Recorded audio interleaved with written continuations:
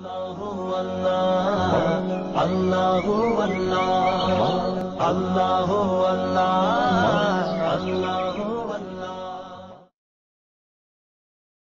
सदका जारिया हासिल करने के लिए इस वीडियो को शेयर करना मत भूलें। जज़ाक अल्लाह। इस सूरत के अंदर शिर्क एतिकादी की तरदीद है बमा उनके अक़साम के, और बहुत ज़्यादा तफसील के साथ आइए देखते हैं कि वो कौन कौन सी आयात है जिससे शिर्क एतिकादी की तरदीद साबित होती है। सबसे पहले ये बात जहन में रखें कि शिर्क कहते हैं कि अल्लाह की सिफ़ात किसी गैर में जानिए, ये है शिर्क। शिर्क की इब्तिदान दो किस्में हैं, एक है शिर्क एतिकादी, दूसरे नंबर पर है शिर्क फ़ेली। शिर्क एतिकादी ये है कि आप ये अक़ीदा रखें कि अल्लाह के अलावा कोई और भी आलिमुल गैब है, अल्लाह के अलावा कोई और भी इस दुनिया में कारसाज है, अल्लाह के अलावा कोई और भी इबादत के लायक है, अल्लाह के अलावा कोई और भी मुश्किलात में, हाजात में दुआ व पुकार के लायक है। ये है शिर्क एतिकादी। और शिर्क फ़ेली ये है कि आप गैरुल्लाह के नाम पर नज़र नियाज करें, मन्नत करें, ये है शिर्क फ़ेली। शिर्क एतिकादी की बुनियादी तौर पर चार किस्में हैं।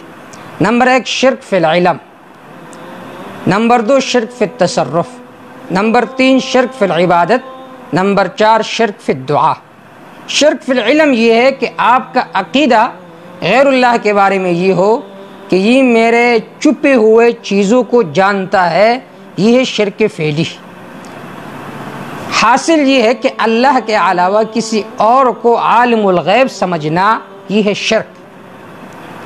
और कुरान मजीद में अल्लाह रब्बुल इज़्ज़त ने ख़ास कर सूरतुल अनआम में इस शिर्क की तरदीद की है बहुत ही अच्छे और ख़ूब अंदाज के साथ।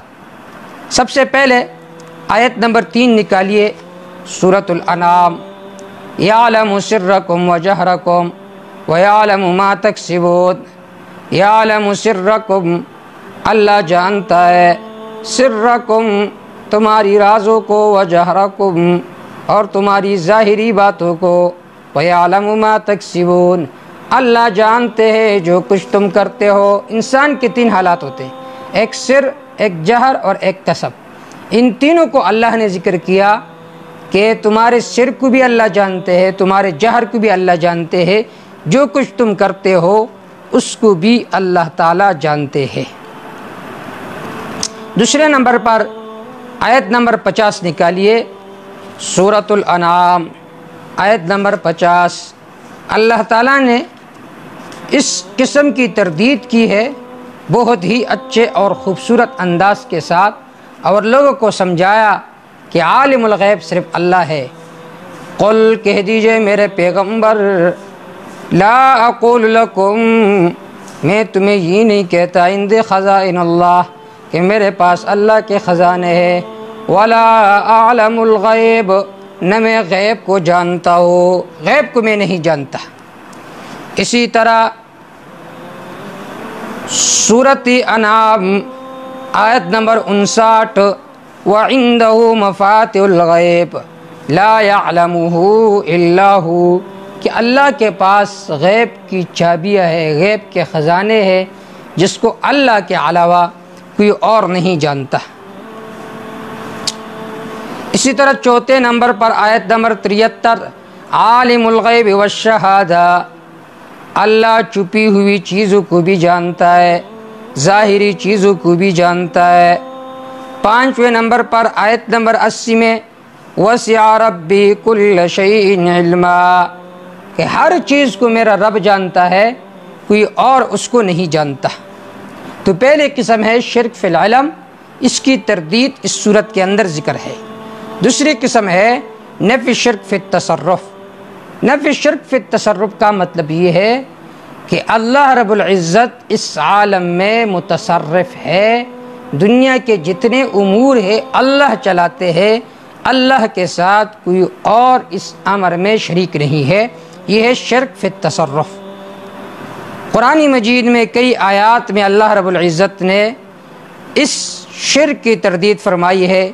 سورۃ الانعام آیت نمبر 13، قل اغیر اللہ اتخذ ولیا فاطر السماوات والارض وهو یطعم ولا یطعم۔ قل کہہ دیجئے میرے پیغمبر، اغیر اللہ، اے اللہ کے علاوہ، اتخذ ولیا، میں کوئی اور کارساز بناؤ، فاطر السماوات والارض، حال یہ کہ اللہ زمین و آسمانوں کو پیدا کرنے والا ہے، وہو یطعم ولا یطعم، اللہ لوگوں کو کھلاتا ہے، اللہ کو نہیں کھلایا جاتا، اللہ کو کسی چیز کی ضرورت نہیں ہے، سارے لوگ محتاج ہیں۔ تو دنیا میں کسی کو کھلانا کسی کو نہ کھلانا یہ کون ہے؟ یہ صرف اللہ کی ذات ہے۔ دوسرے نمبر پر آیت نمبر 14، قل انی اخاف ان عصیت ربی عذاب یوم عظیم، کہہ دیجئے میرے پیغمبر، یقیناً میں ڈرتا ہوں اگر میں نے نافرمانی کی اپنے رب کی، عذاب یوم عظیم، بڑے دن کے عذاب سے۔ تیسرے نمبر پر آیت نمبر 17 نکالیے، فلا کاشف لہ الا ہو، نہیں ہے کوئی مصیبت کو دور کرنے والا الا ہو، مگر صرف اللہ ہے، مگر صرف اللہ ہے۔ اسی طرح آیت نمبر 58 میں ہے، وَعِندَهُ مَفَاتِحُ الْغَیْبِ لَا يَعْلَمُهُ إِلَّا هُوَ، اللہ کے پاس غیب کے خزانے ہیں، متصرف اللہ ہے، کوئی اور متصرف نہیں ہے۔ اسی طرح آیت نمبر 63 میں، الا لہ الحکم وہو اسرع الحاسبین، خبردار اسی اللہ کے لیے فیصلے کا اختیار ہے، وہو اسرع الحاسبین، یہی اللہ تعالیٰ بہت جلد حساب کرنے والا ہے، متصرف اللہ ہے، اس عالم میں کارساز بگڑی بنانے والا صرف اللہ ہے، کوئی اور نہیں ہے۔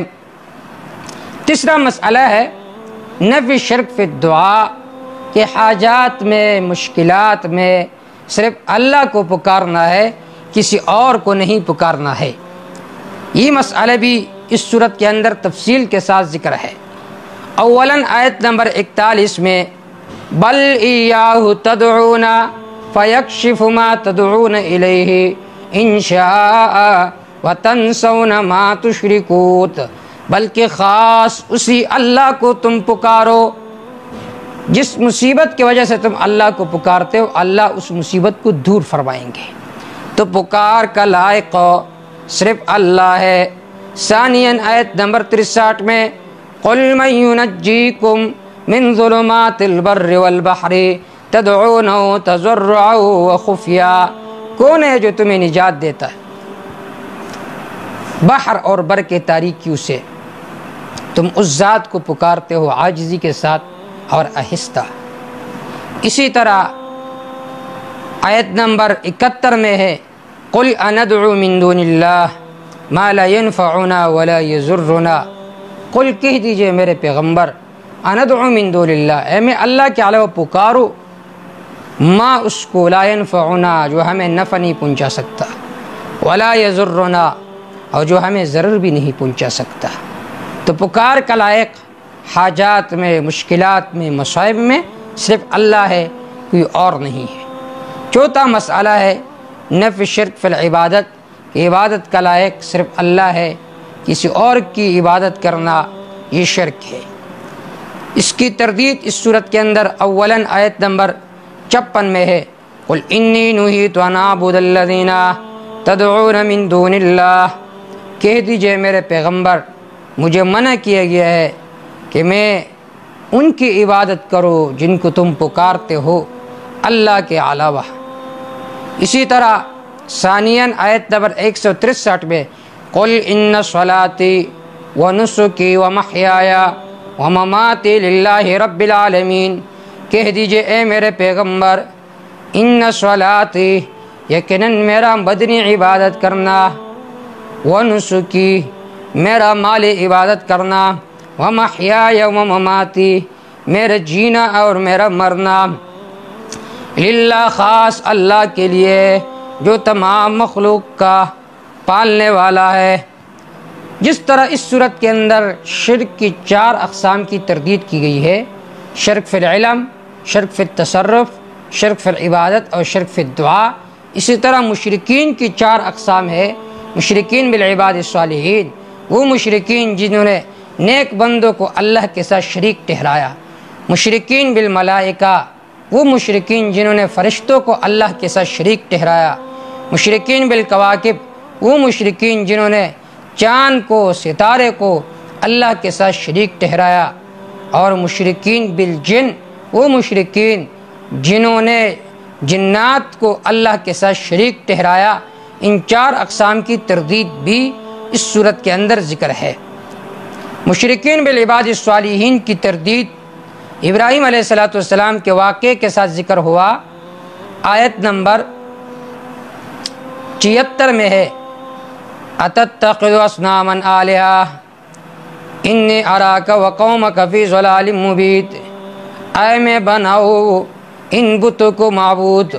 انہوں نے نیک لوگوں کے شکل و صورت بنائے تھے، تو فرمایا حضرت ابراہیم علیہ السلام نے، آیا میں ان معبودوں کو کہ جو نیک لوگوں کے شکل و صورت ہے ان کو معبود بناؤ۔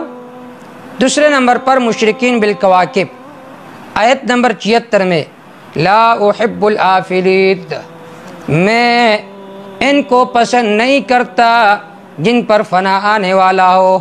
یہ جو چاند اور ستارے ہیں ان پر فنا آنے والا ہے، میں ان کو پسند نہیں کرتا۔ تیسرے نمبر پر مشرکین بالجن، آیت نمبر 100 میں، وَجَعَلُوا لِلَّهِ شُرَكَاءَ الْجِنِّ وَخَرَقُوا لَهُ بَنِينَ وَبَنَاتٍ بِغَيْرِ عِلْمٍ، انہوں نے جنوں کو اللہ کے ساتھ شریک ٹھہرایا۔ چوتھے نمبر پر ہے مشرکین بالملائکہ، وَخَرَقُوا لَهُ بَنِينَ وَبَنَاتٍ بِغَيْرِ عِلْمٍ، کہ انہوں نے فرشتوں میں سے بعضوں کو اللہ کے لیے بیٹیاں بنائی ہے۔ تو ان 4 اقسام کی تردید ہے مشرکین کی، اور شرک کی بھی 4 اقسام کی تردید ہے۔ حدیث پاک میں آتا ہے، المؤذنون اطول الناس اعناق یوم القیامہ، کہ جو مؤذنین ہیں قیامت کے دن یہ لمبے گردنوں والے ہوں گے، یعنی اونچے گردن والے ہوں گے، اور ان پر کوئی مصیبت نہیں آئے گی۔ اس کی بنیادی وجہ یہ ہے کہ مؤذن جب اذان دیتا ہے تو اس وقت وہ شرک کی تردید کرتا ہے اور توحید کی اثبات کرتا ہے۔ جب مؤذن کہتا ہے اللہ اکبر، اللہ سب سے بڑا ہے، بے اعتبار العلم، عالم الغیب صرف اللہ ہے۔ دوسرے نمبر پر کہتا ہے اللہ اکبر، اللہ سب سے بڑا ہے، بے اعتبار التصرف، متصرف صرف اللہ کی ذات ہے۔ تیسرے نمبر پر کہتا ہے اللہ اکبر، اللہ سب سے بڑا ہے، بے اعتبار الدعا، مشکلات میں، مصائب میں صرف اللہ کو پکارنا ہے۔ چوتھے نمبر پر کہتا ہے اللہ اکبر، اللہ سب سے بڑا ہے، بے اعتبار عبادت، عبادت کا لائق ہو صرف اللہ ہے، کوئی اور عبادت کا لائق نہیں ہے۔ جب شرک کی تردید کر دیتا ہے تو پھر کہتا ہے اشہد اللہ الہ الا اللہ، اور پھر جب توحید کا مکمل طور پر اس بات ہو جائے تو پھر کہتا ہے اشہد ان محمد الرسول اللہ، پھر رسالت کے اس بات۔ جب توحید اور رسالت دونوں کا اس بات ہو جائے، اب اعمال صالحہ کی طرف ترغیب ہے، حی علی الصلاۃ، حی علی الصلاۃ، نماز کے طرف آؤ، حی علی الفلاح، حی علی الفلاح، کامیابی کے طرف آؤ۔ پھر آخر میں مسئلہ توحید کو ذکر کیا جا رہا ہے، اللہ اکبر، اللہ اکبر، لا الہ الا اللہ، کیونکہ بنیادی اور مقصودی مسئلہ توحید ہے، اس لیے کہ انہ من اجل البدیہیات، مسئلہ توحید بدیہی مسئلہ ہے، اعتقادی مسئلہ ہے۔